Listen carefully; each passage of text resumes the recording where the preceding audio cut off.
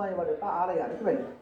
ఆలయం బయట నిలబడి ఉదయం 6 నుంచి 7 గంటల మధ్యలో చేస్తే మంచిది. కుదరలేదు, ఉదయం పూట మీరు ఏమి ఆహారం తీసుకోక ముందు కూడా మంచిది.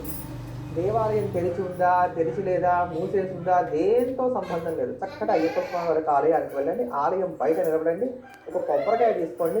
3 సార్లు మీ తల చుట్టూ కూడా తిప్పేసుకొని నాకున్నటువంటి శనిగ్రహ దోషాలను కూడా తొలగిపోవాలి అని చెప్పని అయ్యప్ప స్వామి వారికి చక్కగా నమస్కారం చేసుకొని తన గుడి బయట పగలగొట్టారు. అంటే ఇంకా చెక్కలు ఏం తెచ్చుకోకూడదు. వేసి 4 కోటేయడమే. అది ఎన్ని చెక్కలు అయితే అన్ని చెక్కలు అవుతుంది, ఎన్ని ముక్కలు అయితే అన్ని ముక్కలు. మనకున్నటువంటి గ్రహ దోషం పోతుంది. ఇలా మీకు ఎన్నాళ్ళు శనిగ్రహ దోషాలు ఉన్నాయో అన్నాళ్ళు చేస్తూ ఉండటం మంచిది.